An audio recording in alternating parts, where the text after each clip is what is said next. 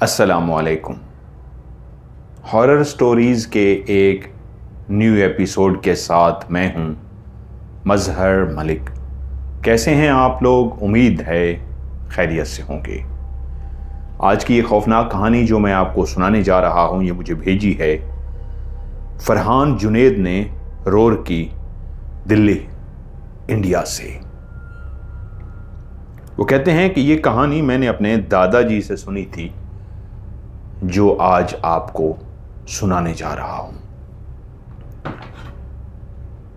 खजाना हमेशा से इंसान की ख्वाहिश रही है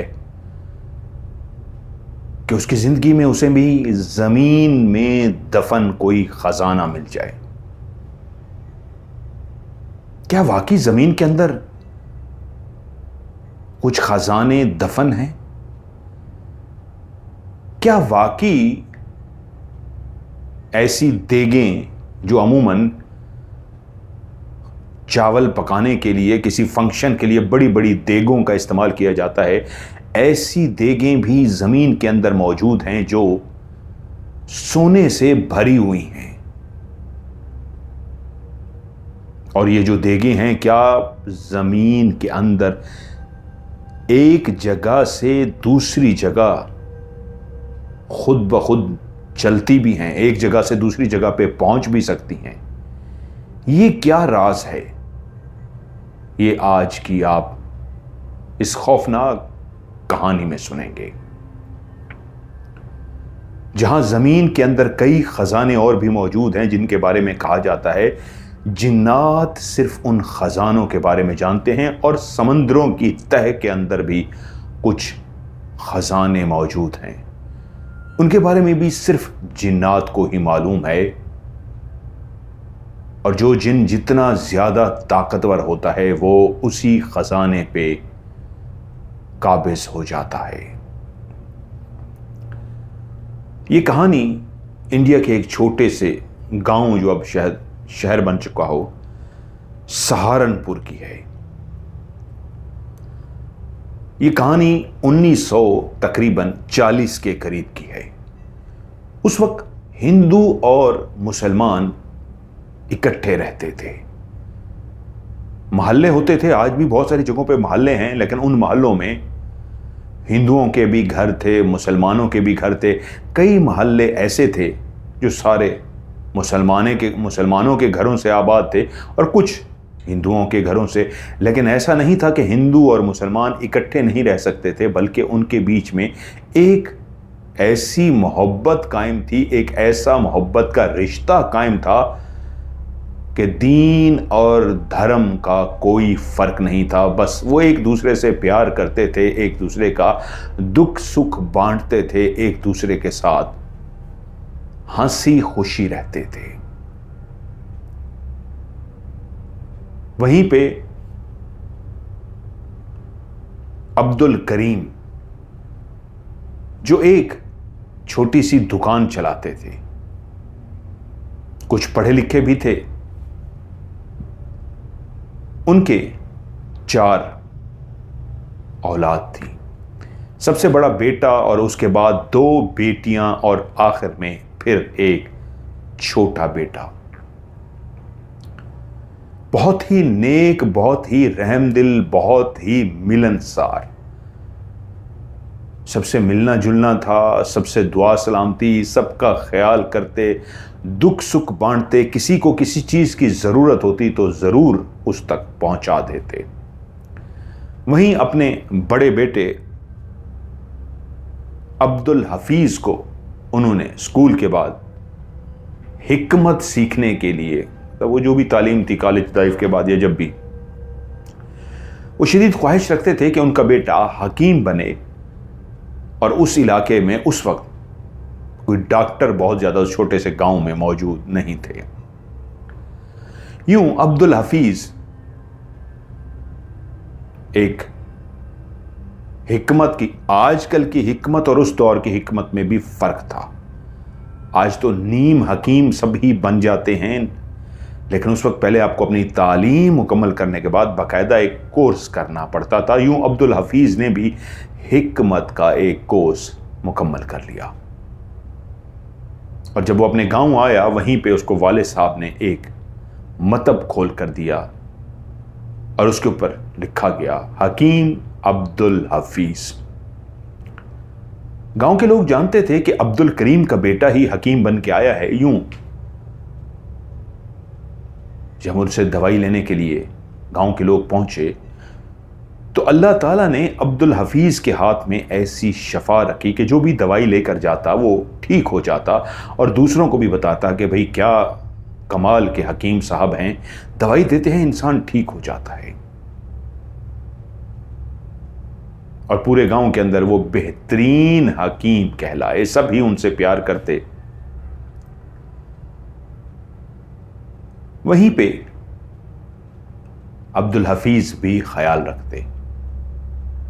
गांव के लोग जब उनसे दवाई लेने के लिए आते तो वो भी देख लेते थे किसकी जेब में पैसे नहीं हैं, तो वो उसको मुफ्त में दवाई दे देते या इतने कम पैसे लेते कि वो ढेर सारी दुआएं देता हुआ जाता। उस वक्त जब वो दवाई लेने के लिए आता था, ना वो हिंदू था, ना वो मुसलमान था, ना वो क्रिश्चियन था, ना वो ईसाई था, वो सिर्फ एक इंसान होता। और वो इंसान जब हकीम साहब के पास आता तो शफा याब होकर जाता। अब बेटा बड़ा भी हो गया, हकीम भी बन गया। यूं वालिदैन को ख्वाहिश होती है कि बेटे की शादी करें। मां ने बेटे से पूछा, बेटा मैं सोच रही हूं तुम्हारी शादी के लिए अपनी बहू तलाश करूं, क्या तुम्हारी नजर में कोई लड़की है? उसने शर्माते हुए मां से कहा, नहीं मां, आप जो मेरे बारे में फैसला करेंगी मुझे उस पर खुशी होगी। मां ने बेटे को ढेर सारी दुआएं दी जाती थी कि एक फर्मा बरदार बेटा है, और मां ने भी कोई कसर ना छोड़ी। ढूंढते ढूंढते एक ऐसी बीवी अब्दुल हफीज के लिए ढूंढ के लाई कि बेटे से कहा, बेटा तेरी शादी होने जा रही है, उम्मीद है जिस बहू को मैंने इतनी मुश्किलों से तलाश किया है वो तेरे लिए एक बेहतरीन बीवी साबित होगी। उस वक्त के रिवाज के हिसाब से रिश्ता तय पा गया, लेकिन अभी तक लड़की ने लड़के को और लड़के ने लड़की को देखा नहीं था। हाँ, ये जरूर होता था, लड़की की सहेलियां जब लड़के की झलक को देख लेती तो भाग के लड़की को बताती थी, खुशकिस्मत है तू जिससे तेरा ब्याह होने जा रहा है, बहुत ही खूबसूरत है, लंबा चौड़ा, ऐसा हसीन नौजवान। लेकिन बेचारे लड़के को कोई भी नहीं बता सकता था तेरी दुल्हन कैसी निकलेगी, क्योंकि ये एक ऐसी किस्मत होती थी कि जब सुहाग की रात को शौहर अपने कमरे में दाखिल होता था और अपनी बीवी का घूंघट उठाता था तो उसके हाथ कांप रहे होते थे, ये सोच के कि घूंघट उठाने के बाद सामने कैसा चेहरा होगा। लड़की को तो पहले ही उसकी सहेलियां बता देती थीं, क्योंकि जब लड़के रिश्ता देने के लिए घर जाकर बैठते थे तो वहीं पे लड़कियां छुप छुप कर लड़के को बैठा हुआ देख लेती थी, और जब बारात आती थी, रसूमात होती थी, तब भी लड़कियां लड़के को तो देख लेती थीं, लेकिन लड़का अपनी होने वाली दुल्हन को नहीं देख सकता था। शादी हो गई और वो रात आ पहुंची जब अब्दुल हफीज दरवाजा खोलकर कमरे में दाखिल हुआ। सब जा चुके थे, दुल्हन के कमरे को सजाया गया था, सेज बनाई गई थी। अब तो कल्चर ही खत्म हो गया सेज का, या अब भी कई जगहों पे देहातों में सेज बनती है। उस वक्त फूलों की सेज बनाई जाती थी। उस फूलों की सेज के अंदर दुल्हन बनी सिमटी बैठी हुई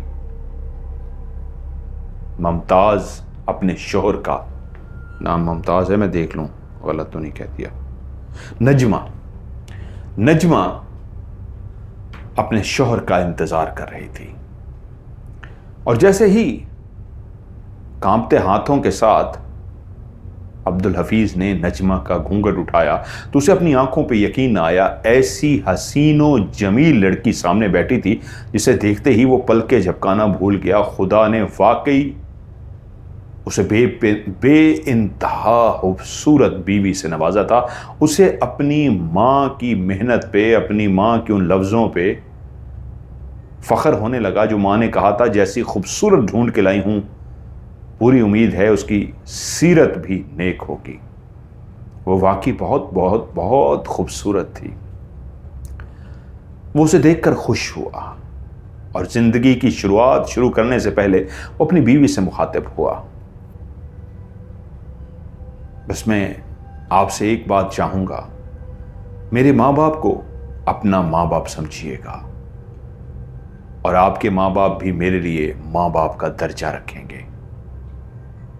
मैं आपकी इज्जत करूंगा और उम्मीद है आप मेरे माँ बाप की इज्जत करेंगी। उसने भी शर्माते हुए सर को झुका दिया, जैसे कह रही हो ऐसा ही होगा। अब्दुल हफीज के वालिद अब्दुल करीम साहब उन्हीं दिनों एक ऐसे उस्ताद से मिले जो बहुत ज्यादा इल्म रखते थे, अमलियात का इल्म। अबरार साहब से जब उनकी मुलाकात हुई तो एक ऐसी नेक हस्ती थी, ऐसी खूबसूरत चेहरे पे दाढ़ी, सफेद सा चेहरा, पगड़ी सी बांधे हुए, हाथ में तस्बीह, कि अब्दुल करीम जो खुद भी एक 5 वक्त के नमाजी और तहज्जुद गुजार थे, इंतहाई नेक थे, वहीं जब उनकी अबरार साहब से मुलाकात हुई तो उनके गर्विदा हो गए और अबरार साहब को भी उनकी शख्सियत बहुत अच्छी लगी। उन्होंने उनसे कहा, आप मुझे अपनी शागिर्दी में ले लीजिए,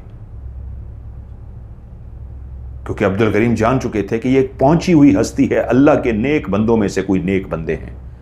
उन्होंने भी उनके सर पे हाथ रखा और कहा, जरूर, आहिस्ता आहिस्ता मैं आपको पढ़ने के लिए बताता रहूंगा और आप ये पढ़ते रहिएगा, अल्लाह खैर करेगा, वक्त के साथ साथ बहुत कुछ सीख जाएंगे।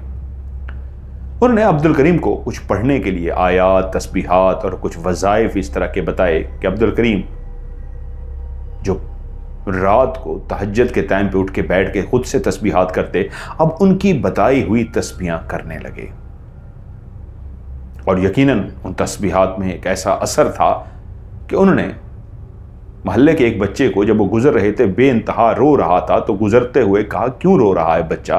कहा, पता नहीं, सुबह से रोए जा रहा है, हर काम करके देख लिया, चुप ही नहीं कर रहा।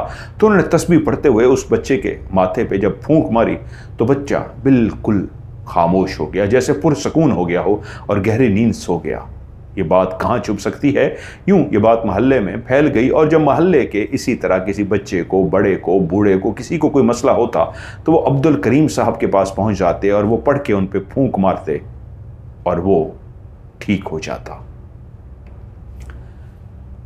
वहीं पे उनकी एक दूर की रिश्तेदार, जिसको वो अपनी बहन कहते थे,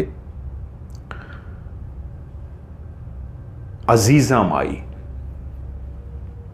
वो एक यतीम बच्ची थी। उसके माँ बाप इस दुनिया में नहीं थे। खाला ने उसे पाला था, लेकिन वो एक ऐसी बदजुबान औरत हुई थी कि बोलती ही रहती, ये सोचे समझे बगैर किसको क्या कहना है, क्या जुमला कहना है, बस वो कह देती। माँ बाप तो थे नहीं। खाला ने जब जवान हुई उसकी शादी कर दी। 9 साल तो उसने अपने शौहर के साथ गुजारे, लेकिन अपनी बदजुबानी की वजह से शौहर उसे बार बार कहता रहा, वो ऐसा मत करे, वो ऐसा मत करे, लेकिन वो बोलने से बाज ना आई और 9वें साल शौहर ने उसे तलाक दे दी। जब उसे तलाक हुई तो वो बहुत रोई। वो तो यही समझती थी शौहर कह रहे हैं तलाक नहीं देंगे। जब तलाक हो गई, अब आगे पीछे कोई नहीं था, तो वहीं पे अब्दुल करीम साहब, जो उनको अपनी मुंह बोली बहन कहते थे, उनके सर पे हाथ रखा। आगे पीछे उनका कोई था नहीं और उसे अपने घर ले आए। यूं अब अजीजा उनके साथ उनके घर में रहना शुरू हो गई। ये एक खुशियों भरा घर था जहां पे अब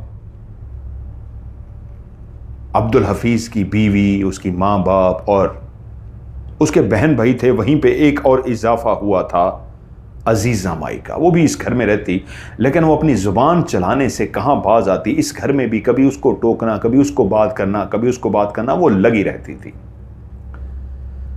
शादी को तकरीबन 6 महीने हो गए थे कि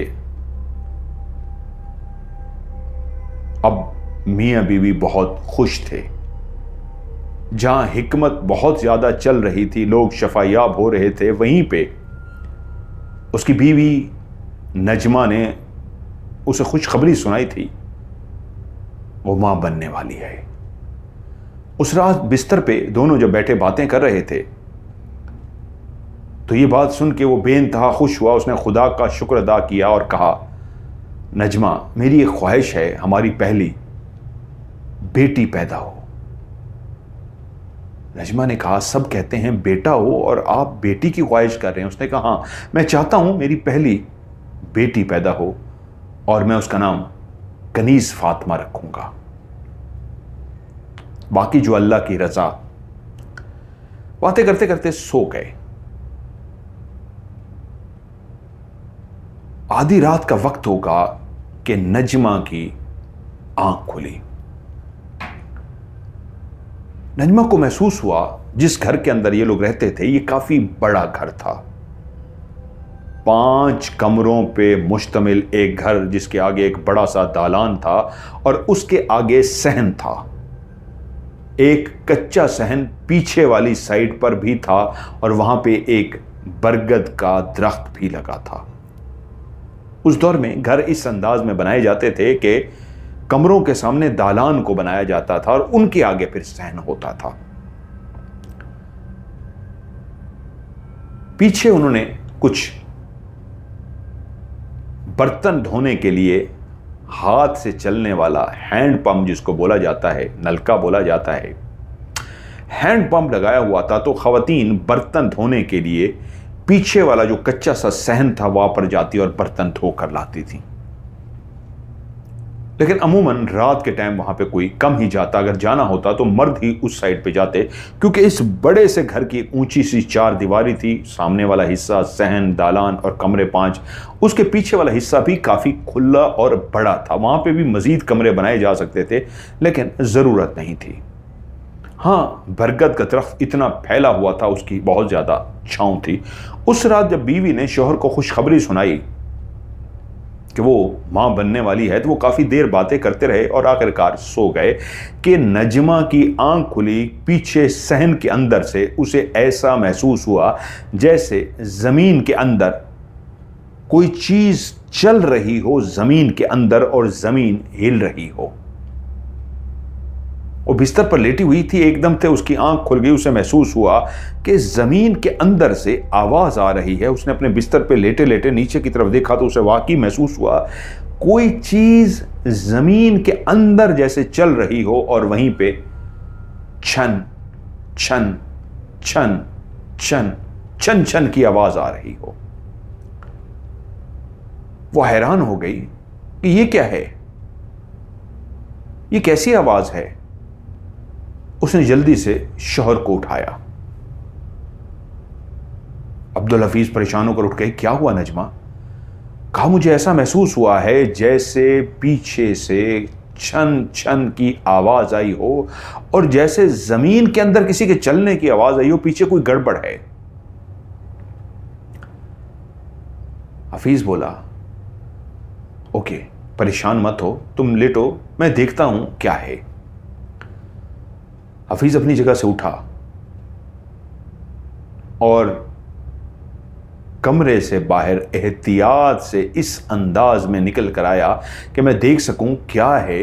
अजीब सी आवाज और छन छन की आवाज। वो चलता चलता पीछे सहन की तरफ आया और खड़ा होकर देखना शुरू हो गया। चांदनी रात में, उस चांद की रोशनी में उसने देखा बिल्कुल खामोशी है। चांद की रोशनी बरगद के दरख्त के पत्तों के ऊपर पड़ रही है तो उसके पत्ते सिवाय चमकने के और कुछ भी नहीं है। कुछ देर खड़ा रहा, वापस आ गया और बीवी से आके बोला, ऐसा तो कुछ भी नहीं है, मैं अच्छी तरीके देख के आया हूं, लगता है तुम्हें वहम हुआ होगा, नींद में महसूस हुआ होगा।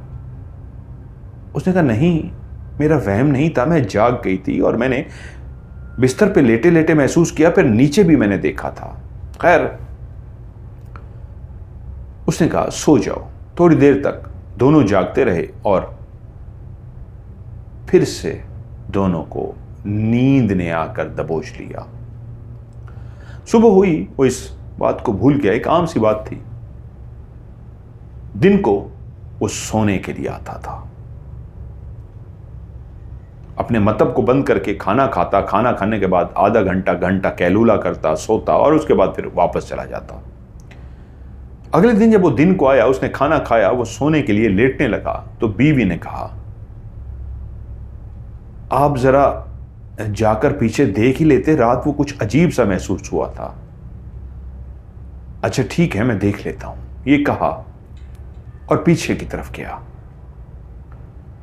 जैसे ही पीछे गया, उसने सारा इधर उधर देखा, कुछ भी नहीं था। वापस आया और कहा, कुछ भी नहीं है। वो रात तुम्हें वहम हुआ होगा, वरना जमीन के अंदर कोई चीज चलती तो जमीन हिल चुकी होती। उसने कैलुला किया, यानी सो गया, और उसके बाद अपने मतब पे चला गया। 3 दिन के बाद फिर से दिन के टाइम जब वो कैलुला करने के लिए घर आया, उसने खाना खा लिया, सोने लगा, तो उसकी बीवी ने कहा, वो जो बरगद का दरख्त है ना, उसके बिल्कुल कोने पे जो दीवार है, वहां पे मट्टी नरम सी है, आप मेरे साथ आएंगे जरा। बीवी परेशान ना हो, खौफजदा ना हो, उसको समझाने के लिए वो उसके साथ चल पड़ा। जब वो वहां गए तो उन्होंने देखा कि एक जगह है जहां पे मट्टी हर जगह पे ठोस है। उसने पांव मार मार के जमीन पे देखा, उस जगह पे जमीन ठोस थी, लेकिन एक जगह पे जब उसने पांव मार कर देखा तो उस जगह पे मट्टी नरम थी, जैसे हल्का सा पांव नीचे हिलता हो, यानी मट्टी पे अगर आप पांव रख के जोर से दबाएं तो वो वाला हिस्सा मट्टी का हिले, ऊपर नीचे हो। तो एक काफी एरिया था जैसे वो इस तरह हिल रहा था। उसने कहा, मट्टी ऊपर से तो नहीं लगता कि किसी ने इस हिस्से को खोदा हो और खोद के दोबारा बंद किया हो, लगता है नीचे से ही कोई सुराख हो गया है, या कोई पानी शानी आया है, इस जगह से मट्टी बैठ गई है। लेकिन ये परेशान होने की बात नहीं, आम सी बात है। वो बीवी को मुतमईन कर कर आया और सो गया, उठा और चला गया। उसके बाद वो इस बात को भूल गए। वो एक दिन अपने मतब पर बैठा था कि वहीं पे एक नौजवान उसके मतब में दाखिल हुआ। गांव के तमाम लोगों से वो वाकिफ था, उनको जानता था, हाल अहवाल पूछता था, सब कुछ पूछता था।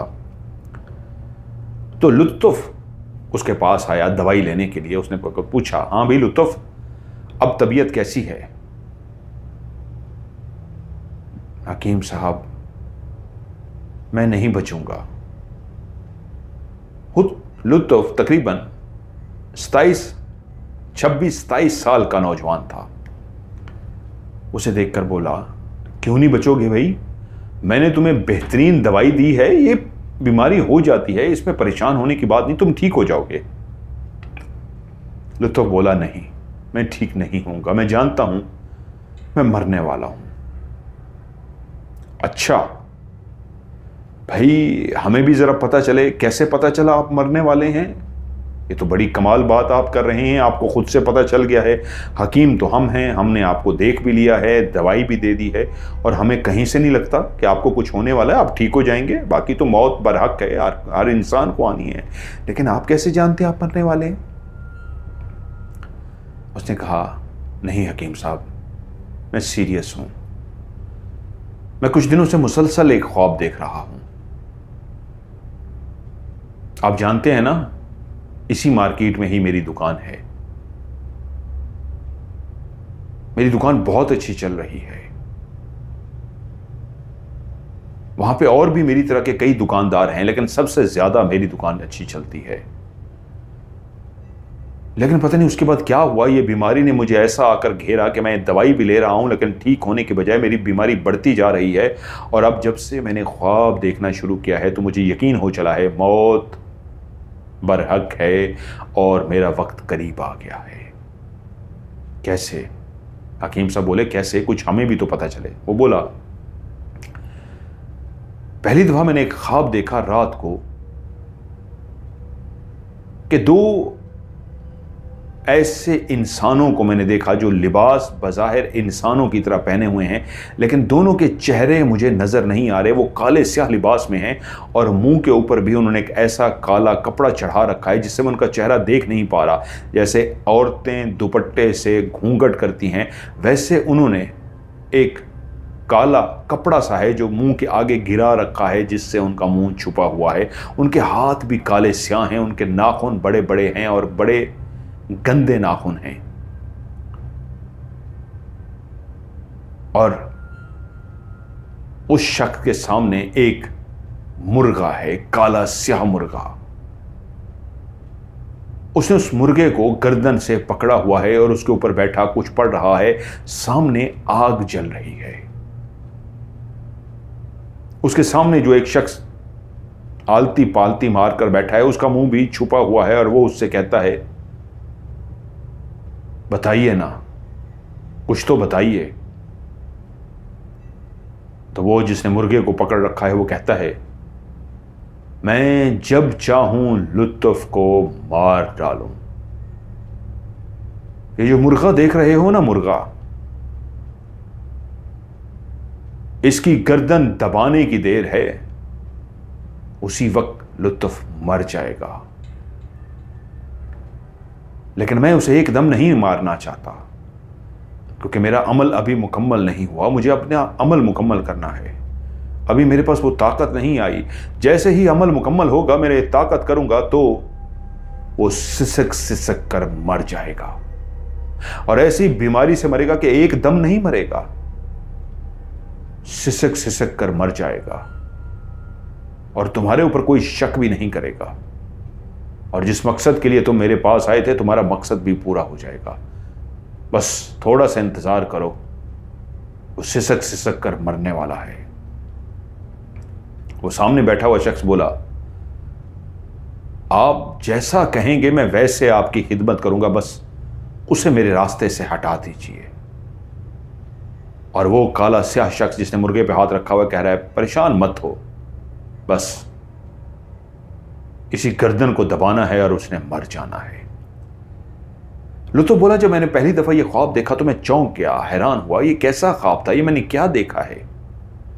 उसको मैंने ख्वाब समझा, इग्नोर कर दिया, अपनी दुकान पर चला गया, मसरूफ रहा।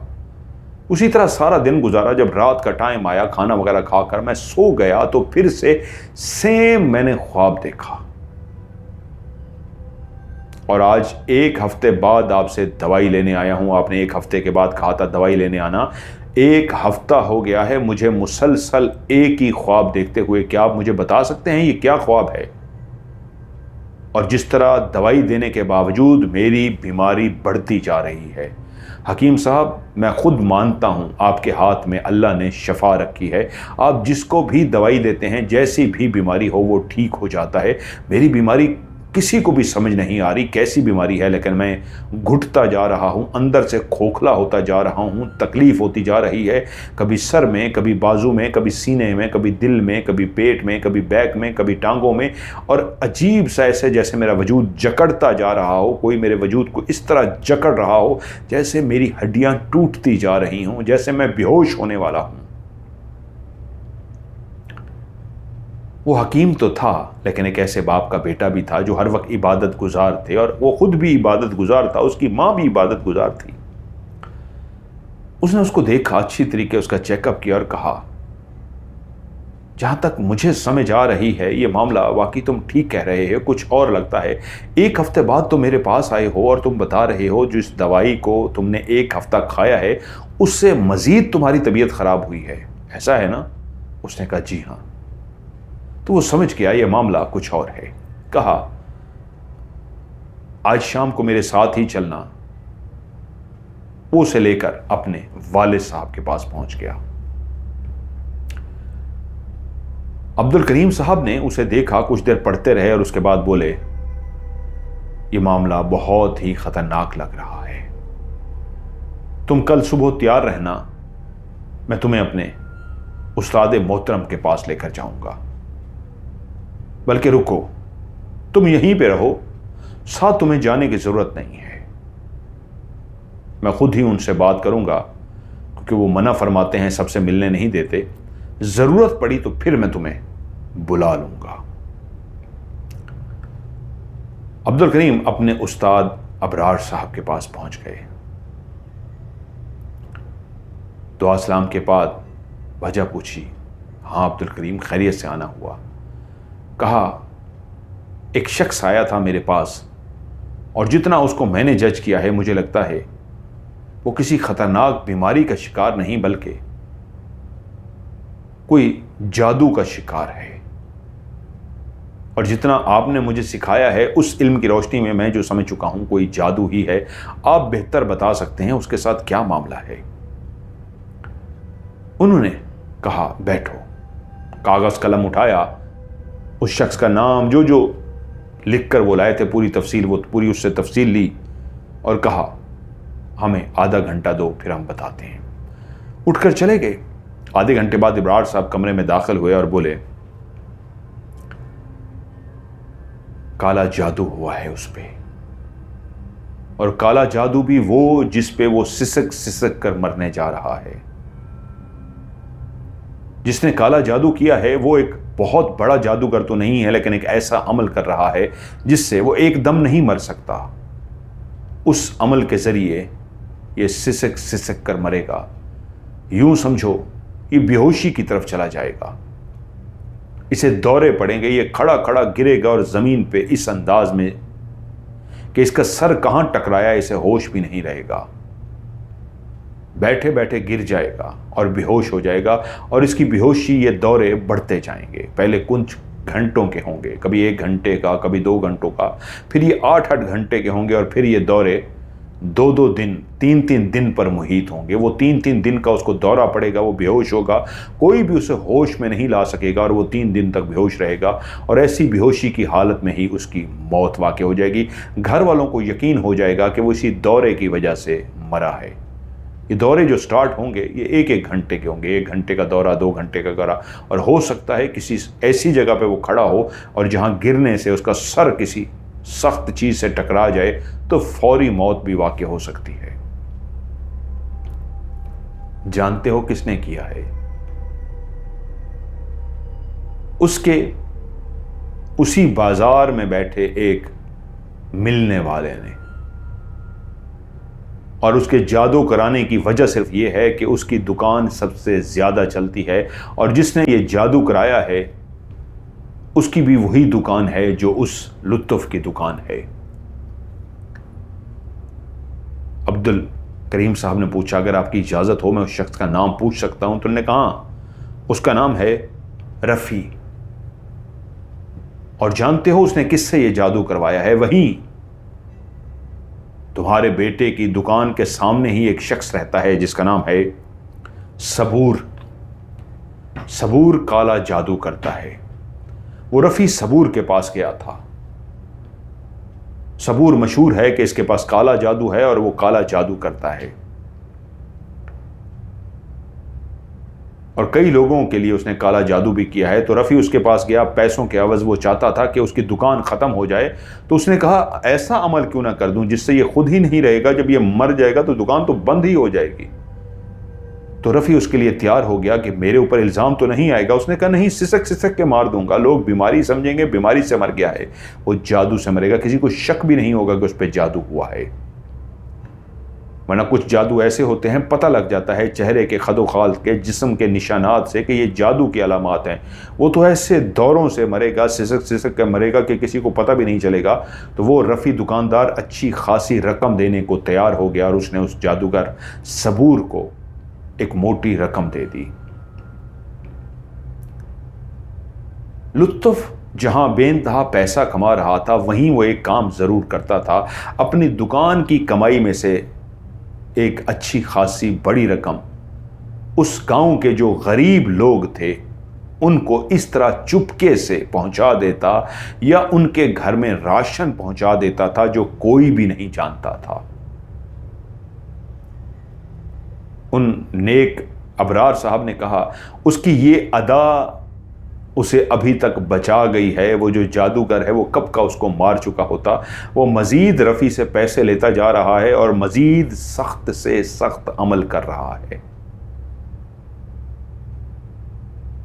और ये शख्स लुत्फ लोगों की मदद करने, उनको राशन, और यह सामने नहीं आता जब राशन देता है, घरों के बाहर रखाता है, पैसे पहुंचा देता है बग़ैर बताए, खुदा की रजामंदी के लिए, खुदा को राज़ी करने के लिए, बग़ैर दिखावे के लोगों की मदद कर रहा है, इसलिए बच गया है। बचा कैसे है कि उसे ख्वाब आना शुरू हो गया है कि उसने तुम्हारे बेटे को जाकर बताया, उसकी उस नेकी की वजह से उसे ख्वाब में इशारा मिल गया। अगर उसे ख्वाब में यह इशारा ना मिलता तो वो वाकई सिसक सिसक कर मर जाता। उसकी उस नेकी की वजह से उसे ख्वाब में इशारा दे दिया गया, इसलिए ये बात तुम तक पहुंची और तुम मुझ तक आ गए। अब परेशान होने की जरूरत नहीं है। ये तावीज लो, ये तावीज उसे कहना, इस तावीज को जला ले और जलाने के बाद इसकी जो राख हो वो अपने जिस्म पर मलता जाए और कुरान की ये आयत पढ़ता जाए। जब वो पूरे जितने भी मैं तावीज़ दूंगा वो सब के सब जला के पूरी खाक जिस्म पे लगा ले, तो उसके बाद साफ पानी ले, उसके अंदर 7 बेरी के पत्ते डाले जिनके अंदर सुराख ना हो, उन पत्तों को कीड़े ना खाया हो, मुकम्मल पत्ते हों। उनके अंदर ये सूरह बकरा की आयत पढ़े और उसके बाद उस पानी से नहा ले। नहाने के बाद उस पानी को खेतों में डाल दे, चलते हुए पानी में डाल दे, और जब वो नहा लेगा तो उसे कहना फिर वो पाक साफ रहे और 5 वक्त की नमाज पढ़ना शुरू कर दे। क्योंकि अब्दुल करीम, अगर तुम आज मेरे पास ना आते तो कल से या परसों से उसके दौरे शुरू होने वाले थे। उसको दौरा पड़ता और वो बेहोश हो जाता, और जब उसे एक दफा दौरा पड़ जाता तो फिर उसे कोई ठीक नहीं कर सकता था, मैं भी ठीक नहीं कर सकता था।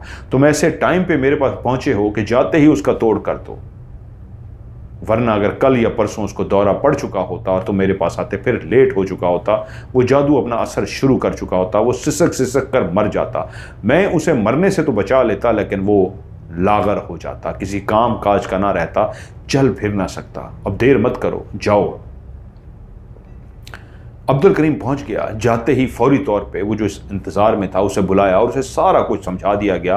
फौरी तौर पे उसके तावीज़ जलाए, उसकी राख अपने जिस्म पे लगाई, पूरे जिस्म को उसने राख से किया। फिर उसके बाद नहा लिया, बेरी के साथ पत्ते लाया, पानी लाया, जो कहा गया था पढ़ा।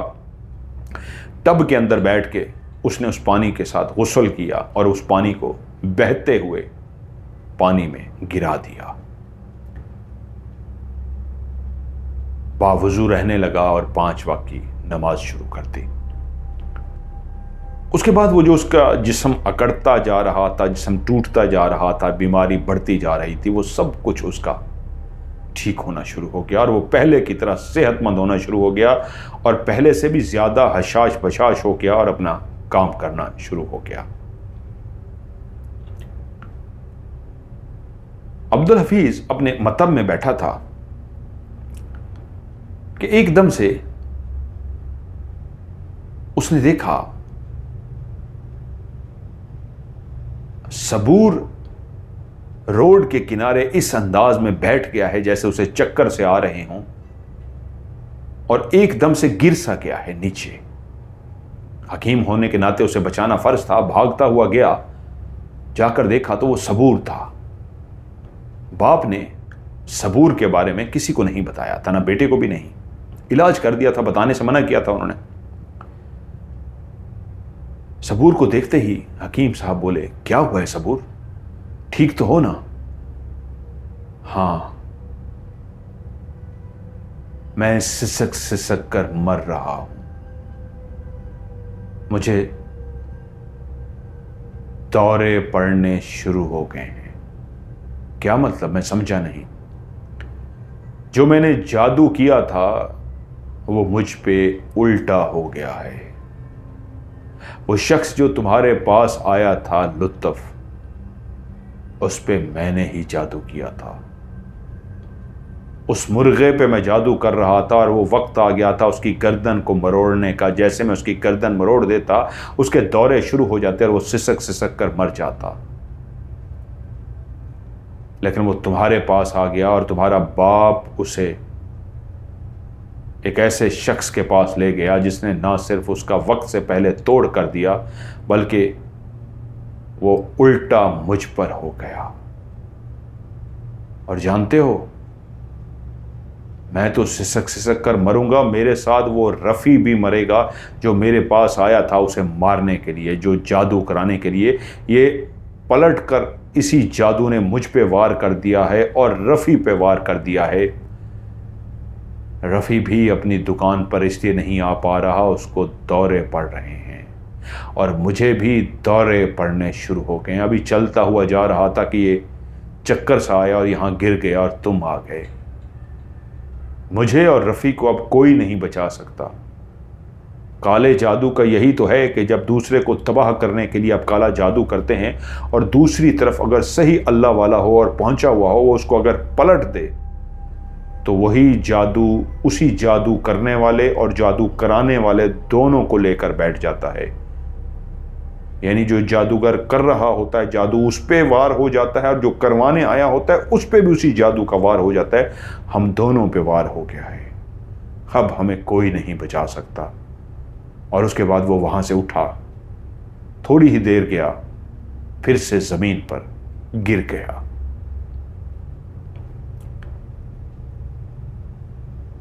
वो खड़ा वहां सोचता रहा, क्या करूं, क्या इसके पास जाऊं। चुप करके मतब पर आ गया। रात को जाकर वाले साहब से बात की और सारा वाकया बताया तो वाले साहब ने बेटे को सारी बात बता दी कि क्या बात हुई थी उस्ताद मोहतरम से, और उन्होंने क्या बताया था सारा कुछ बता दिया। क्योंकि बेटा बता रहा था कि वो रफ़ी का नाम ले रहा है कि उसने जादू कराया था और इसने जादू किया था। तो वालिद ने कहा, हाँ मुझे ये उस्ताद मोहतरम ने बता दिया था।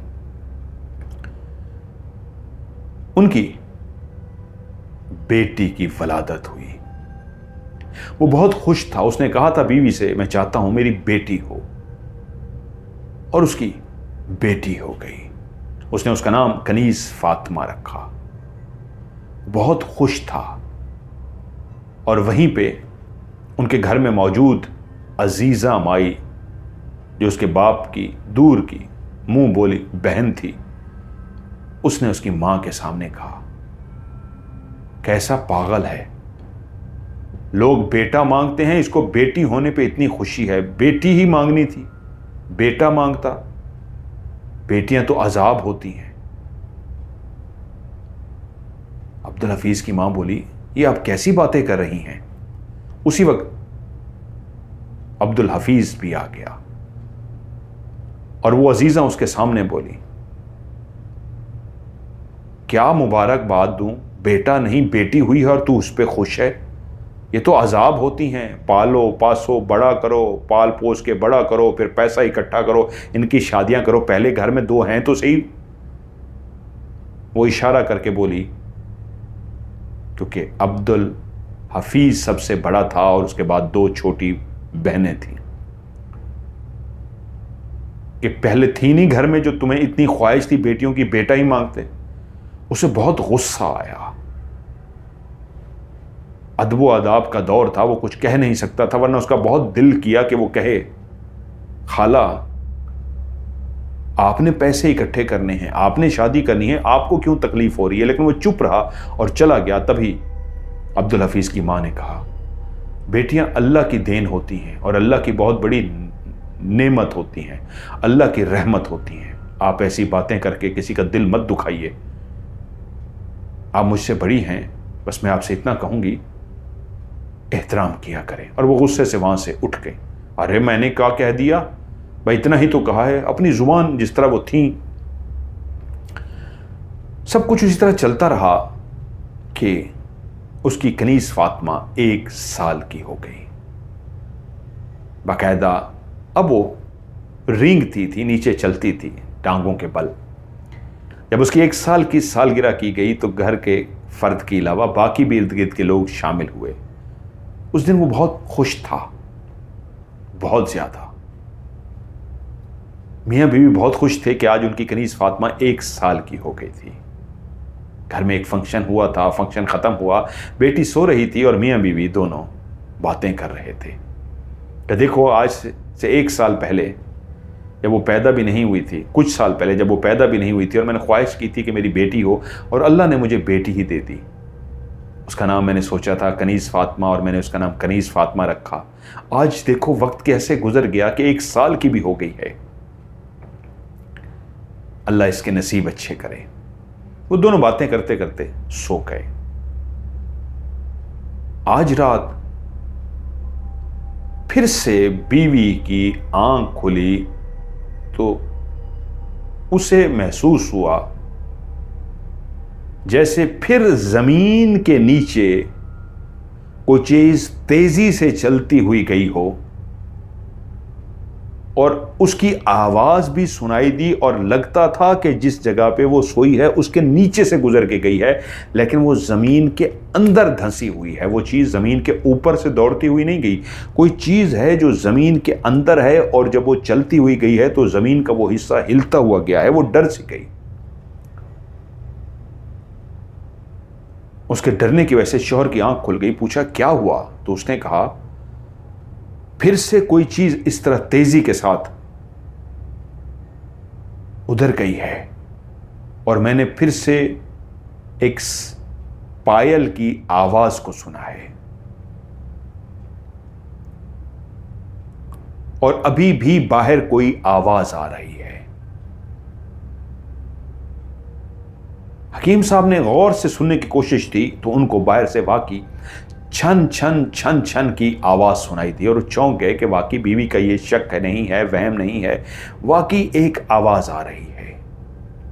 कहा रुको मैं देख कर आता हूं। वो उठा और चलता हुआ जैसे ही पीछे वाले उस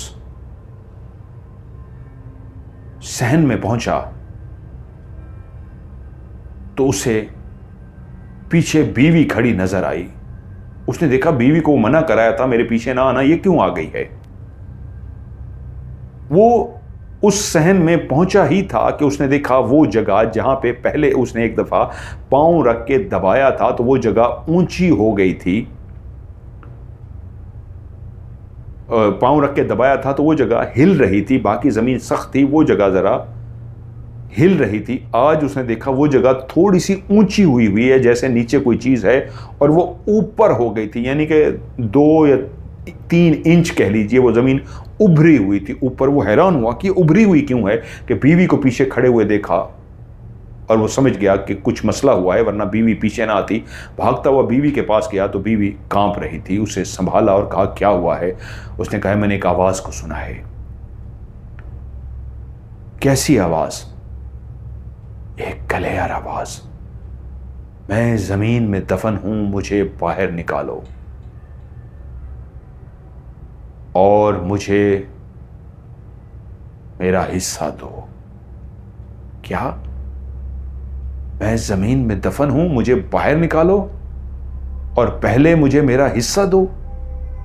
हां, ये मैंने कलेर आवाज सुनी है। कहां से सुनी है? पीछे से। पीछे तो अभी मैं आया हूं, इसलिए तो मैं भागती हुई आई हूं, परेशान हो गए कि आपकी जात को कोई नुकसान ना पहुंच गया हो। मैं डर भी रही थी फिर भी भाग के आ गई। इतनी क्लियर आवाज है कि आपने नहीं सुनी? उसने कहा नहीं, मैंने तो ऐसी कोई आवाज नहीं सुनी। तो बीवी बोली लेकिन मैंने क्लियर सुनी है, तभी तो मैं परेशान होकर भागी हूं, आपके पास आ गई हूं। जमीन भी उस जगह से 2-3 इंच ऊपर हो गई थी। उसने बीवी नजमा से कहा परेशान मत हो, सुबह मैं इसको देखता हूं। तो वो बोली आप अब्बा हुजूर से बात कीजिए ना, मुझे मामला कुछ खतरनाक लग रहा है।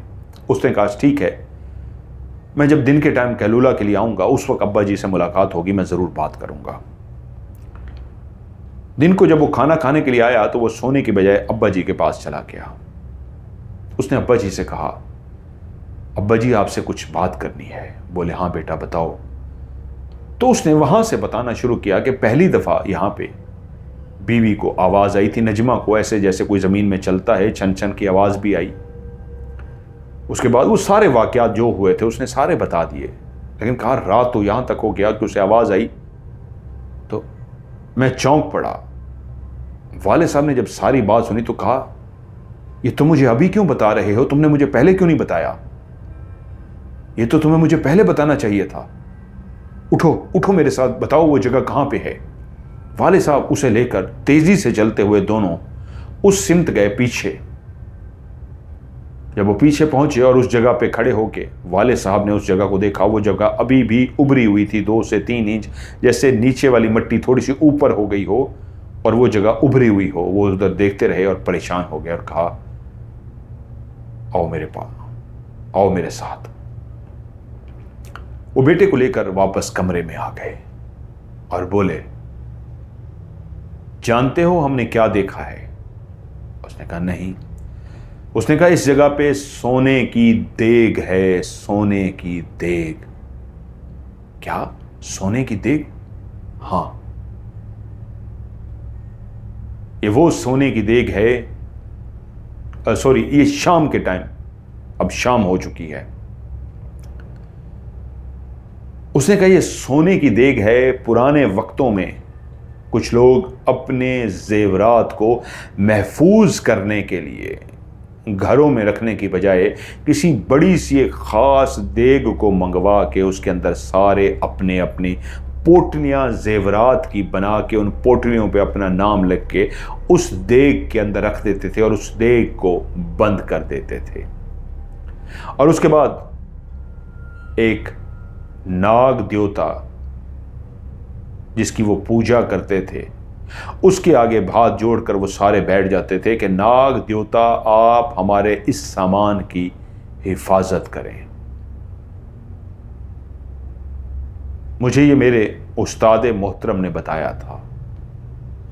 और अगर कोई एक शख्स अकलौता होता और उसकी वो देग होती तो वो इसी तरह नाग देवता की पूजा करते हुए वो सारी देग को बंद करके ज़मीन के अंदर जब वो दफन करता तो उसके ऊपर नाग देवता का मुजस्समा रख के उसकी पूजा करता और उसको कहता, नाग देवता, आपने मेरे इस सामान की हिफाजत करनी है और ये अमानतन मैं ज़मीन के अंदर दफना रहा हूँ। मेरी ये अमानत आपके पास है, जब मैं लेने आऊँगा तो आपसे ही ये मैं अमानत लूँगा। और जब वो अपनी उस अमानत को लेने के लिए आता था तो वो नाग देवता उसे उसका सामान वापस कर देते थे, लेकिन वो नाग देवता उसकी इस अंदाज में हिफाजत करते थे कि कोई भी उस जगह तक नहीं पहुंच सकता था। अगर किसी को भनक मिल जाती कि इस जगह पे जेवरात दफन हैं और उस जगह को वो खोदने की कोशिश करता तो वो देग वहां से चलती हुई किसी और जगह पे पहुंच जाती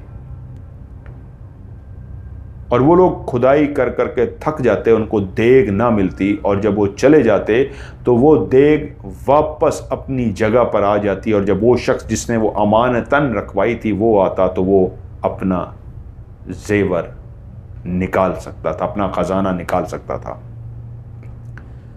लेकिन बहुत कुछ जो अमलियात करने वाले लोग होते हैं, काले जादू करने वाले लोग होते हैं, वो इस देग को हासिल करने के लिए कई कई जतन करते हैं। वो जानते हैं ये देग हमारी नहीं है, किसी की देग अमानतन दफन कर दी गई है और इस पे नाग देवता जो एक जिन होता है वो जिन इसकी हिफाजत कर रहा है।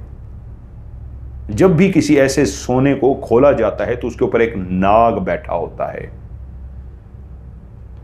नाग का रूप धारे हुए होता है, वो गायब भी हो जाता है नाग देवता। तो वो जो बड़े बड़े जतन करने वाले लोग होते थे तो वो क्या करते थे इस देग को हासिल करने के लिए, क्योंकि जब ये कहती है पहले मेरा हिस्सा मुझे दो, तो ये खून की बलि मांगती है।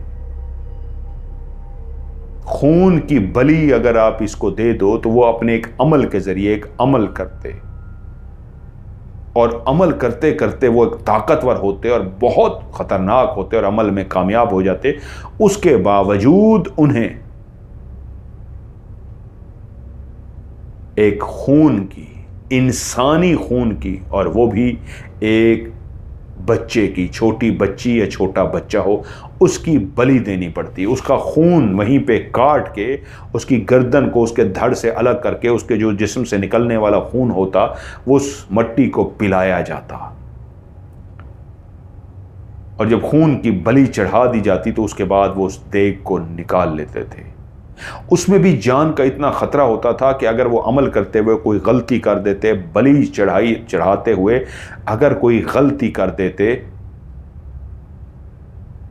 तो उनकी भी जान चली जाती थी और देग वहां से आगे चली जाती थी। लेकिन अगर कोई दफनाने वाला जो मालिक हो उस देग का और वो मर जाए तो उस नाग देवता को पता चल जाता है कि इसका असली मालिक मर चुका है, तो वो देग वहां से जमीन के उस हिस्से की जगह को छोड़ देती है और कहीं और पहुंच जाती है। और जिस घर में पहुंच जाती है उन घर के मकीनों को वो देग ख्वाब में, इशारों में, बातों से ये कहती है कि मैं दफन हूं, मुझे निकालो, पहले मेरा हिस्सा दो। से मुराद होती है मुझे खून की बलि दो, किसी बच्ची की खून की बलि दो और उसके बाद तुम उसे निकाल सकते हो। कई लोग ऐसे होते हैं जो लालच में आके अपने बच्चों की बलि चढ़ा देते हैं कि और बच्चे पैदा कर लेंगे, दौलत तो आ जाएगी, अमीर हो जाएंगे, जेवरात से भरी एक देग है, माला माल हो जाएंगे, उनकी नस्लें बैठकर खाएंगी जो ख़त्म ही नहीं होता। तो बच्चा क्या है, वो बच्चे की बलि चढ़ाने की कोशिश करते हैं। इस घर में भी वो जो आवाज़ आई है मैं दफन हूँ, मुझे बाहर निकालो लेकिन पहले मेरा हिस्सा दो, तो वो बलि मांग रही है इंसानी बच्ची की। और वो जो बीवी तुम्हारी को नीचे से चलती हुई महसूस हुई, घुंघरूं की आवाज़ महसूस हुई, सारा कुछ महसूस हुआ, वो उसी सोने की भरी हुई देग की आवाज़ है जो चलती हुई उस जगह पे आके रुक गई है और अब वो पुकार रही है कि निकालो मुझे लेकिन पहले बलि चढ़ाओ। बलि ना चढ़ाई गई, अमल ना किया गया तो जान भी जा सकती है। लेकिन तुम परेशान मत हो, सुबह होते ही मैं अपने उस्ताद मोहतरम के पास चला जाऊंगा और उनसे मदद मांगते हैं, क्योंकि हमें जेवरात नहीं चाहिए। या तुम्हारे दिल में कोई ऐसी बात है? उसने कहा नहीं बाबा, मेरे दिल में रिस्क के हिलाल है, मैं किसी ऐसी ख्वाहिश का नहीं रखता, मैं ये चाहता हूं ये यहां से चली जाए। शाबाश मेरे बेटे, शाबाश, मुझे खुशी हुई, तुम्हारे दिल में कोई लालच नहीं है। हमारे पास खुदा का दिया सब कुछ है जो हक हिलाल का है, ये जिसकी भी है हमें नहीं पता, लेकिन हम बजाय कि ये नुकसान हो, कोई मसला हो, मैं उस्ताद मोहतरम को कल ही ले आऊँगा, तुम परेशान मत हो। उसने कहा ठीक है बाबा। वो बाप का शुक्रिया अदा करके एकदम से जैसे उठा तो बाहर देखा कोई खड़ा है। उसने देखा तेज़ी से अजीज़ा चलती हुई गई और वो वहीं पे रुक गया। बाप ने पूछा क्या हुआ? उसने कहा खाला अजीज़ा बाहर खड़ी हुई थी। हाँ क्या करें, यतीम थी, घर में ले आए, जानता हूँ बहुत सारी बातें दिल दुखाती है, कभी तुम्हारी माँ का, कभी किसी का, अपनी ज़ुबान से बाज नहीं आती, बस यही है अल्लाह इसको हिदायत दे। और अब तो दरवाज़ों के बाहर खड़े होकर भी ये सुनना शुरू हो गई है, अल्लाह इसे हिदायत दे। रात हो गई, दोनों सो गए। सुबह ही सुबह वो अपने उस्ताद मोहतरम के पास चले गए और रात को ही उसने अपनी बीवी से कहा नजमा, तुमने पीछे कनीज़ फातिमा हमारी बेटी को नहीं जाने देना, उसका ख़ास ध्यान रखना है। क्यों, क्या हुआ है? मुझे बताइए, अब्बा से आपकी बात हुई है, मुझे भी पूरी बात तफसील से बताइए। वो बोला अभी वक्त नहीं आया, जब वक्त आएगा मैं तफसील से बता दूंगा, फ़िलहाल बस इतना जहन में रखो, जितना कहा है उतना काफ़ी है। हमारी बेटी का तुमने ध्यान रखना है, उसको पीछे नहीं जाने देना, समझ गई? उसने कहा जी मैं समझ गई। वो उठा, अपने मतलब पे चला गया। आज रश बहुत ज़्यादा था। दिन के टाइम पे अमूमन लोग चले जाते थे, रश खत्म हो जाता था, वो घर खाना खाने के लिए जाता, कैलूला भी करता, लेकिन आज मरीज़ इतने थे वो उनको देखने में मसरूफ़ रहा।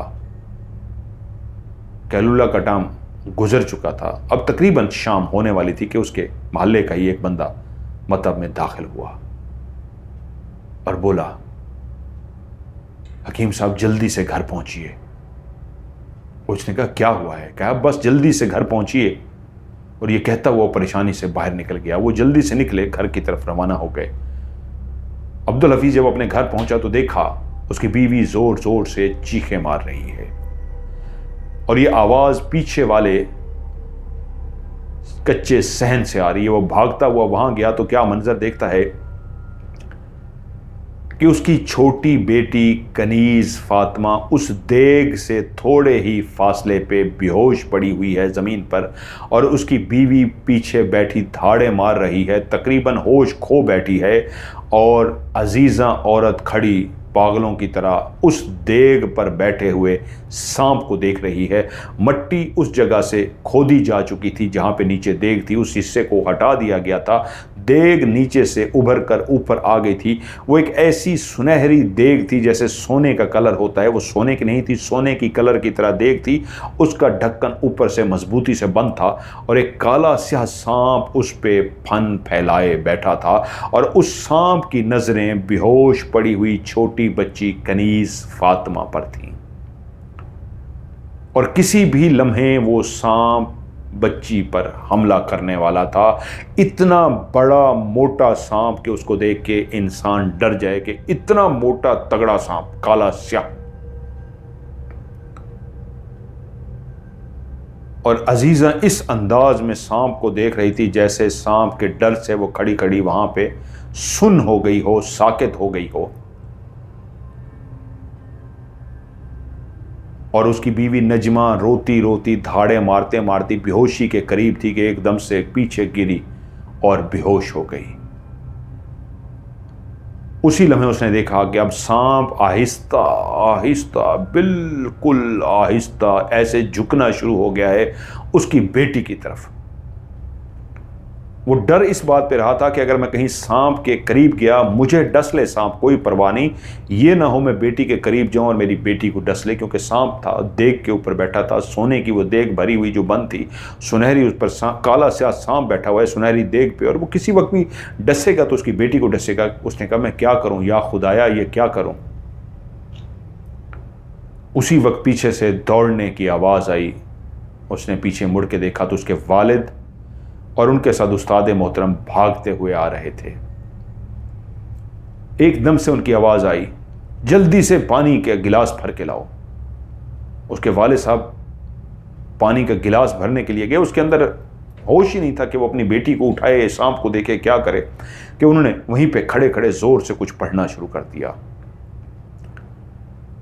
सांप पीछे नहीं हटा, जितना आगे आ चुका था वहीं पे झुका कर रह गया, ना अब आगे जा रहा है ना पीछे जा रहा है, अब बिल्कुल दरमियान में झुका हुआ है, यानी बच्ची से थोड़े ही फासले पे रह गया है, लेकिन आगे भी नहीं जा रहा पीछे भी नहीं जा रहा। वो खड़े पढ़ रहे हैं पढ़ रहे हैं पढ़ रहे हैं और पानी का इंतज़ार कर रहे हैं कि जल्दी से पानी आए। जैसे ही पानी आया उन्होंने पानी पर फूंक मारी, और जैसे ही पानी पर फूंक मारी उसको फ़ौरन अपने हाथ में ज़ोर से पानी सांप के ऊपर जैसे ही डाला, सांप तेज़ी से वापस चला गया अपनी जगह पर। और जो मुसलसल सांप टिकटिकी बांधे बच्ची को देख रहा था, उस वक्त सांप ने मुड़ के सामने खड़े उसी अबरार साहब को, अल्लाह वाले को देखा। अब उसकी निगाहों का मरकज अबरार साहब थे। अबरार साहब मुंह पे कुछ पढ़ते रहे, फिर से पानी उठाया और सांप पे डाला। कुछ देर पढ़ने के बाद जब दोबारा पानी सांप पे डाला तो सांप आहिस्ता आहिस्ता ऐसे नीचे बैठना शुरू हो गया, और नीचे बैठने के बाद अब उसने अपना सर देग के ऊपर रखा हुआ है, गोल गोल फैल के बैठा हुआ है, देग पे सर रख के बैठ गया, जैसे कह रहा हो अब मैंने सोना है इस देग पे। इब्रार साहब कुछ पढ़ते रहे, और पढ़ने के बाद जब तीसरा छींटा उन्होंने उस सांप पे मारा तो सांप ने फिर से एकदम से उठ के ऐसे छलांग मार के खड़ा हो गया, और यूं यूं करके सबको देखना शुरू हो गया, जैसे गर्दन हिला के सबको देख रहा हो। तीसरे छींटे पे वो और एक्टिव हो गया, वो डर गया अब्दुल अजीज, ये तो और एक्टिव हो गया है। अबरार साहब कुछ मुसलसल पढ़ी जा रहे थे। जब उन्होंने चौथी दफा कुछ पढ़ा और उसके बाद एक बड़ा सा पानी का हाथ में छींटा उठा के उसके ऊपर फेंका, तो वो सांप ने मुंह से एक जोरदार फुंकार निकाली, और उतनी ही तेजी से देग के साथ ही जमीन के अंदर चला गया। और जैसे ही वो ज़मीन के अंदर चला गया, वो बड़ी सी देग भी उसके साथ ही आहिस्ता आहिस्ता आहिस्ता ज़मीन के अंदर जाना शुरू हो गई।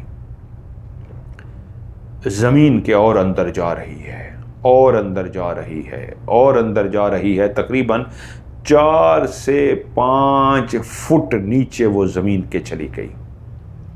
लेकिन अभी तक अबरार साहब पढ़ रहे थे, कोई अपनी जगह से हिला नहीं था कि उन्होंने फिर से पानी का एक छींटा नीचे बेहोश पड़ी हुई कनीस फातिमा बच्ची पे डाला। जैसे ही उस पर पानी डाला गया तो बच्ची एकदम से चीख मारकर उठ गई और रोना शुरू कर दिया। इशारा किया अब्दुल हफीज़ को कि बच्ची को उठाओ। वो भागा और उसने अपनी बच्ची को सीने से लगा लिया। उधर अब्दुल करीम बेटे की तरफ गए कि बच्ची मुझे पकड़ाओ। बच्ची को उन्होंने पकड़ लिया और पानी का जो गिलास था उसके छींटे उन्होंने नजमा पे डाले, अब्दुल हफीज़ की बीवी पे। पानी के छींटों के बाद नजमा भी होश में आ गई और उसके बाद वहीं पे खड़ी वो अजीज़ा मई जो अभी तक सुन थी, उस पर भी जब छींटा मारा तो उसने एक जुरजुरी सी ली जैसे होश में आ गई हो। अब्दुल करीम ने गुस्से से अजीज़ा की तरफ देखा। उसकी आंखें बता रही थी अब्दुल करीम कभी गुस्सा नहीं करते देखा था, हमेशा शफकत से पेश आते थे सबके साथ। आज पहली दफा गुस्सा करते हुए देखा कि जिस औरत को मैंने यतीम होने के नाते शोहर ने तलाक ली, उसकी बदजुबानी पे मैं घर ले आया, मेरे घर वालों को भी उसने बदजुबानी की, आज बच्ची को उठा के फेंक दिया बलि चढ़ाने के लिए, क्योंकि उनको पता चल गया था कल वो दरवाजे के बाहर खड़ी सारी बातें सुन रही थी और उसने सारा सुन लिया था कि सांप को अगर बलि चढ़ा दी जाए तो वो देग आपकी। अबरार साहब मुस्कुराए और बोले, अब्दुल करीम जैसा तुम सोच रहे हो वैसा नहीं है,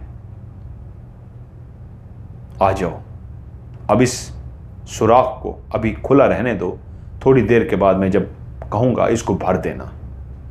वो सारे उस जगह से अंदर आ गए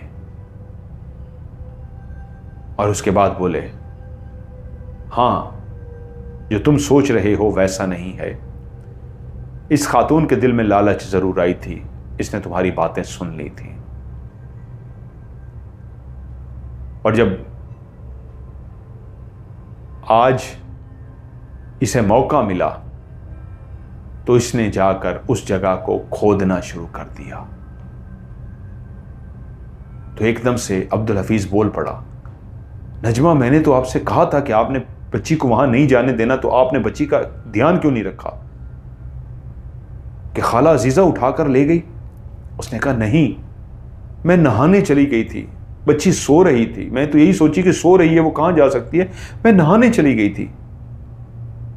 तो उसी वक्त अबरार साहब बोले, नहीं मेरे बेटे, अजीज़ा बच्ची को उठाकर नहीं लेकर गई, लालच के हाथों मजबूर होके उसने जाके पीछे खुदाई की है, उस जगह को सुन लिया था उसने और वो देख भी चुकी थी। जब देखा वो नहा रही है, बच्ची सो रही है, घर में कोई नहीं है, तुम्हारे बाप मुझे लेने के लिए आए हुए थे, तुम मतब पर थे, तो पीछे गई है, उसने जगह को खोद दिया है। जैसे उस जगह को खोदा है तो उसमें दफन सोने की देग ऊपर आ गई है।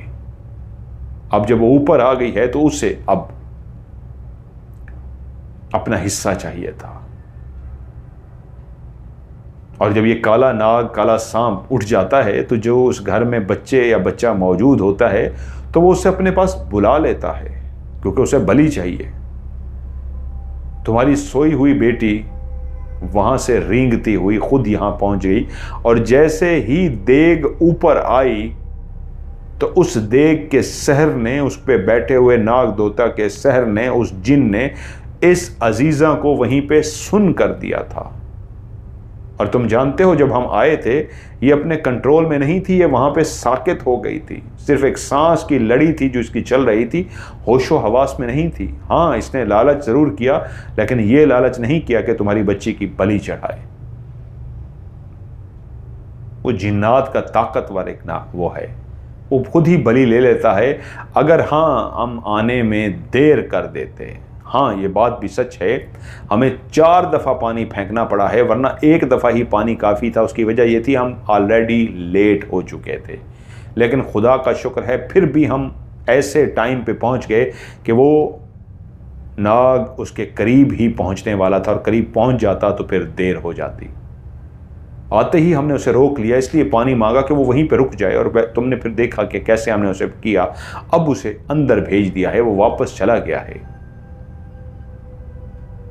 और अब्दुल करीम जाइए, आप उस सुराख को बंद कर दीजिए। अब्दुल करीम उठकर चले गए, उस जगह को अकेले बंद किया, बेटे को नहीं जाने दिया। वापस आया, कहा जी मैंने बंद कर दिया, और कहा अब वो देग वहां से चली जाएगी, अभी तक वो वहीं पे है। इसका मतलब है वो किसी की अमानत थी और उसका जो मालिक था वो मर चुका है, वरना वो अपने मालिक के पास जाती। क्योंकि अब मालिक मर चुका है, इसलिए वो देग तुम्हारे घर में आई आवाज देने के लिए, मुझे निकालो और मेरा हिस्सा, मेरी बलि मुझे दे दो। लेकिन तुम लोगों के दिल में लालच नहीं था, और ये खातून भी बलि तो नहीं देना चाहती थी, लेकिन लालच में जाके इसने उसको खोल लिया, नुकसान हो जाता। शायद इसे भी पछतावा होता। ये जुबान की बुरी बहुत है, लेकिन दिल की इतनी बुरी नहीं है। इसे माफ कर देना। अजीजा रो रही थी, भागते हुए गई, उसने नूर को छीना और अपने सीने से लगा लिया और कहा मुझे माफ कर दो, मैं अपनी नूर को क्यों उसकी बलि चढ़ाऊंगी, मैं इतनी बुरी हो गई कि मैं अपनी नूर को उसकी बलि चढ़ाऊंगी। मेरी बलि वैसे चढ़ा दो, मैंने गलती की, हाँ उसको खोद दिया, लेकिन मैं अपनी नूर का ऐसा सोच भी नहीं सकती। और नूर को चूमना शुरू हो गई। उसके लफ्ज़ों से, उसकी बातों से लगता था वो सच कह रही है, वो नूर को कभी नहीं फेंक सकती थी, और उसने लालच ज़रूर किया था। और अबरार सब उसकी तरफ मुतवज्जो होकर बोले बस आज ये झटका तुम्हारे लिए काफ़ी है, अपनी ज़ुबान को बदल डालो। खुद सोचो, अगर नूर फातिमा को कुछ हो जाता, क्या तुम कभी अपने आप को माफ़ कर सकती? वो और रोना शुरू हो गई और गर्दन हिलाते हुए कहा, रोते हुए कहा नहीं। तो कहा खुद सोचो, ये आज होने लगा था, इसलिए दोबारा कभी अपनी ज़ुबान को बुरा मत करना, बदल डालो अपने आप को। आज के इस वाक़े ने तुम्हें भी झंझोड़ कर रख दिया है। शायद हर चीज़ का एक वक्त होता है। अल्लाह तुम्हें हिदायत दे। हमारी ढेर सारी दुआएं तुम्हारे साथ हैं। अब वो इजाज़त चाह रहे थे, लेकिन घर वाले उनको कहाँ जाने देते। उनको रात के लिए रोक लिया, वो जगह बंद कर दी गई। फिर भी वो रात को उस जगह पे अकेले गए। अबरार साहब क्या पढ़ते रहे किसी को नहीं पता, लेकिन अब्दुल करीम को आपस आके कह दिया कि मैंने इस तरह कर दिया है कि यहाँ के इर्द गिर्द के किसी ऐसे घर पे ये देग चल कर ना जाए कि कोई लालच में आके अपने किसी खून के रिश्ते को, अपने लख्ते जिगर को बलि चढ़ा दे। इसलिए मैंने उसे इतना दूर भेज दिया है कि यहाँ से वो दूर चली जाए। उसके बाद अगली सुबह वो चले गए, लेकिन सब ने देखा वही अजीज़ा जो ज़ुबान की बुरी थी, उसके बाद ऐसी बदली, उस वाक़े ने उसे तोड़ दिया था, हिला कर रख दिया था। फिर वो ऐसी बदली कि उसके मुंह से कभी किसी ने कोई बुरा लफ्ज़ नहीं सुना। हमेशा उसके लफ्ज़ों से मोती झड़ते थे, फूल झड़ते थे, मिठास आती थी हमेशा। फिर वो मोहब्बत से पेश आती थी, और उसके बाद वो घर मोहब्बतों भरा घर रहा। और भी बच्चे हुए अब्दुल हफीज़ के। लेकिन जब इस तरह की खौफनाक कहानी हो, इस तरह की बातें हों, और वक्त भी गुजर जाए, वो देग भी कहीं से कहीं जा चुकी हो और सब उस बात को भूल चुके हों, फिर आखिर इंसान इसी मौके पे रिश्तेदारों के यहाँ बैठ के बात को निकाल देता है कि हमारे साथ ज़िंदगी में ये खौफनाक वाक़या हुआ था। और जब बात निकलती है तो दूर तलक जाती है। आज भी कई जगहें ऐसी हैं जहाँ पे इस तरह की सोने की देग मौजूद हैं। मैं अपने शहर की बात करूँ, मेरे जो चाचू थे, अल्लाह उनको जन्नत नसीब करे, वो रूहानियत बहुत जानते थे, बहुत रूहानियत जानते थे। मुझे जो रूहानियत का शौक़ चढ़ा था अपने चाचू मलिक फ़ज़ल हुसैन से चढ़ा था। मैंने पहले भी शायद की जिक्र किया है स्टोरीज़ में। बहुत ज़्यादा देखते थे, वो अमल कर रहे होते थे, कब्रिस्तान में उनके दोस्त आते थे, उनकी किताब थी, बहुत कुछ वो करते थे। कब्रिस्तान से तो हमने, मैं एक लड़के के साथ जाके, मैं वैसे चला गया था, देचकी निकाल के लाए थे, सोने की नहीं, उसमें पता नहीं क्या था। फिर घड़ा खोद के घर के अंदर उन्होंने कुछ डाला था, पकाया, पता नहीं बहुत कुछ। मैंने ये रूहानियत का शौक़ मुझे उनसे चढ़ा था। वो भी इस तरह का वाक़या सुनाते हैं। उनके जो बेटे हैं, मेरा कज़न है चाचू का बेटा मलिक मुस्तनसर, वो ये वाक़या सुनाता है कि एक दिन वो अपनी शॉप पे बैठे थे तो अपने एक दोस्त को कहते हैं कि तुम ना मुझे बुरा भला कहो। उसने कहा क्या हुआ है? कहता है कहो ना। उसने कहा नहीं क्या हुआ है? कहता है बस पहले कहो वरना नहीं बताऊंगा। उसने कहा अच्छा यार बुरा भला कहा। कहते हैं फलां जगह पे वो जो मंदिर बना हुआ है पुराना, कहते हैं हाँ। कहते हैं वहाँ मैंने एक दोस्त को कहा यार यहाँ मैंने पढ़ाई की है या मुझे लगता है कुछ दफन है। उसने कहा यार नहीं है, बहस हुई, ये हुआ, खोदने की कोशिश भी की, एंड टाइम पे उसने कहा नहीं है, तो वो भी उसकी बातों में आ गए चलो यार नहीं है, और चल पड़े। और अगले दिन पता चला वहीं से इंडिया से कोई हिंदू आए थे और कोई चीज़ निकाल कर गए हैं, वहाँ पे गड्ढा पड़ा हुआ था। अल्लाह अल्लाह बेहतर जाने, मैंने एक सिर्फ सुनी हुई बात बता रहा हूँ। तो उस दोस्त ने सुना तो बड़ी सी मजाक में कहा कि ओए यार ये क्या किया है। फिर इस तरह के कुछ वाक़यात भी हैं जो अमल के ज़रिए उन्होंने देग को बुलाया अपने पास और देग करीब पहुंच गई, लेकिन वो चल गई। बल्कि मैं कोशिश करूंगा इसको इस तरह तोड़ फोड़ के ना सुनाऊं। मून को मैं कॉल करूंगा और मलिक मुस्तनसर हुसैन उसका पूरा नाम है, प्यार से हम मून कहते हैं। मैं वाक़या वो देग वाला पूरा, जो उनका एक दोस्त हैं उन्होंने इस तरह का देग का वाक़या है उनके पास, तो वो मैं पूरा सुनूंगा और उसी तरह इंशाल्लाह आपको भी स्टोरी में सुनाऊँगा। तो आज की स्टोरी आपको कैसी लगी नीचे कमेंट्स में अपनी राय का इजहार कीजिएगा, वीडियो को लाइक कीजिएगा, दोस्तों के साथ शेयर ज़रूर कीजिएगा।